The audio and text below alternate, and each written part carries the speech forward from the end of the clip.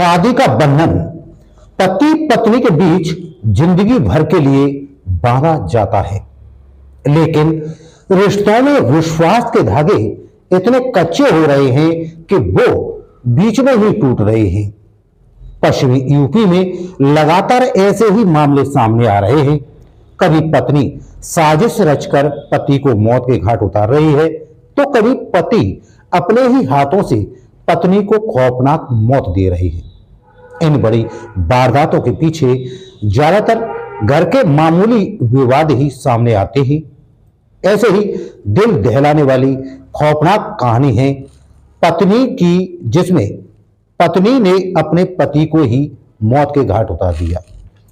नमस्कार, आदाब, सत श्री अकाल। मैं आपका दोस्त बनवारी लाल कुशवाहा। चलिए कहानी को आगे बढ़ाते हैं कि क्या थी वजह जिससे पत्नी ने इस खौफनाक कदम को आगे बढ़ाया। मोहब्बत के शहर ताज नगरी आगरा में एक महिला ने अपने पति को दर्दनाक सजा दे डाली। उसने अपने पति के पैरों में बिजली के तार बांधकर करंट लगा दिया। निर्मम हत्या करने के बाद शव को 2 दिन तक कमरे में ही पड़ा रहने दिया। फिर दुर्गंध आने पर शहर के सदर थाने में सोमवार को फोन की घंटी बजी। पुलिस अधिकारी ने फोन उठाया और उधर से महिला की आवाज आई, मैंने अपने पति की करंट लगाकर हत्या कर दी है, आकर मुझे गिरफ्तार कर लो। महिला की आवाज सुनते ही पुलिस की गाड़ी क्षेत्र के मुस्तफा क्वार्टर के तरफ दौड़ गई। अधपके और बिखरे घर से बदबू आ रही थी। अंदर जाकर देखा तो करीब 35 साल के युवक का शव पड़ा था।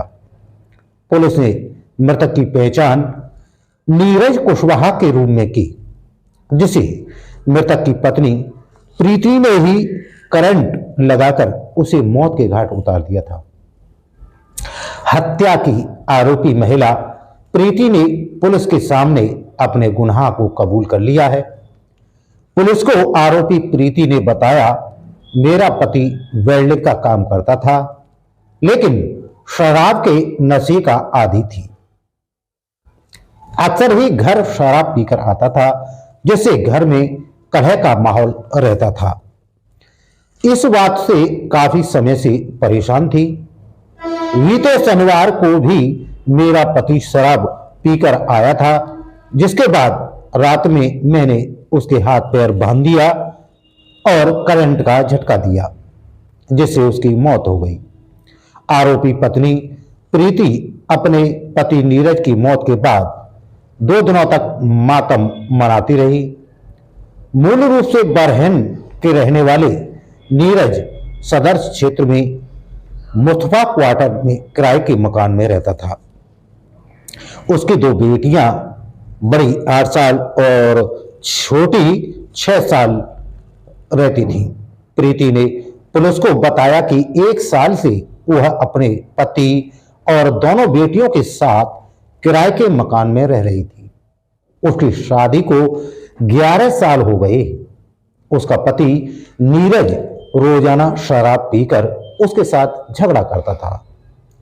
शनिवार रात को भी नीरज शराब पीकर आया और उसके साथ मारपीट करने लगा था। जब नीरज सो गया तो उसने उसके पैरों को बांध दिया।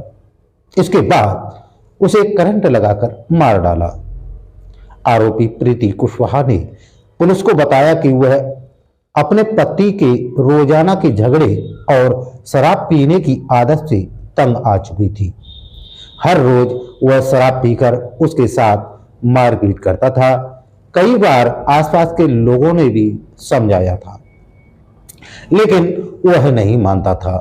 इस वजह से वह खुद भी अपने आप को मार डालना चाहती थी, लेकिन दोनों बेटियों की वजह से वह ये कदम नहीं उठा सकी। नीरज की हत्या के बाद प्रीति ने इसके बारे में अपनी बेटियों को भी नहीं बताया था।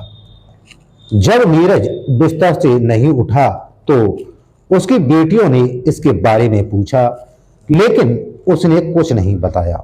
जब नीरज अगले दिन रेलवे स्टेशन नहीं गया तो लोगों ने पूछताछ की। मकान मालिक ने भी नीरज को नहीं देखा तो उन्होंने भी प्रीति से इसके बारे में पूछताछ की थी। उसे लगा कि वह मामले को और नहीं छुपा पाएगी, इसलिए प्रीति ने खुद ही पुलिस को इसकी सूचना दे दी। इस संबंध में थाना सदर आगरा प्रभारी प्रदीप कुमार ने बताया कि पुलिस ने शव को पोस्टमार्टम के लिए भेजा है और प्रीति कुशवाहा को हिरासत में लेकर उससे पूछताछ कर रही है। उन्होंने बताया कि आरोपी ने हत्या की वजह घरेलू कलह बताया है। बताते चले कि जिस मकान में नीरज रहता था वह 3 मंजिला है। कई परिवार किराए पर रहते हैं। दंपत्ति में रोजाना मारपीट होती थी, इसलिए किसी ने चीख पुकार पर भी ध्यान नहीं दिया। सोमवार जब पुलिस पहुंची तब लोगों को वारदात का पता चला। किराएदारों ने पुलिस को बताया कि प्रीति कमरे के गेट पर ताला लगाकर निकली थी। उसने राम राम भी की थी, मगर तब यह नहीं लगा कि घर में कुछ हुआ है। पुलिस के आने पर ही जानकारी हुई। सूचना पर नीरज और प्रीति के परिजन आ गए। दोनों के परिजनों ने कहा कि पति पत्नी के बीच झगड़े तो होते रहते थे, लेकिन ऐसा भी हो जाएगा यह किसी ने सोचा नहीं था। अब नीरज की दोनों बेटियों का क्या होगा, इसी चिंता में परिजन थे। एक बेटी 5 साल की बड़ी है जबकि दूसरी छोटी है। मानसिक स्वास्थ्य संस्थान के निदेशक डॉक्टर दिनेश राठौर ने बताया कि पति पत्नी संबंध में एक साथ जीवन व्यतीत करते हैं, मगर कई बार संवाद की कमी, एकल परिवार, शुभ चिंतकों की कमी से ये संबंध खराब होने लगते हैं। पहले मत भिन्नता होती है और बाद में मन भिन्नता होने लगती है। संबंध बीमार होने से तनाव बढ़ता है, मगर सामाजिक बुराई समझे जाने की वजह से न चाहते हुए भी दोनों को साथ रहना पड़ता है। ऐसे में कई बार अलग होने के बजाय गैर कानूनी कदम उठा बैठते हैं। ऐसे लोगों को काउंसलिंग करानी चाहिए। मानसिक स्वास्थ्य संस्थान में साइको सोशल ओपीडी चलती है। इसमें संबंधों में आने वाली समस्याओं पर काम किया जाता है। बीमार व्यक्ति का ही नहीं बल्कि बीमार संबंध का भी इलाज होता है।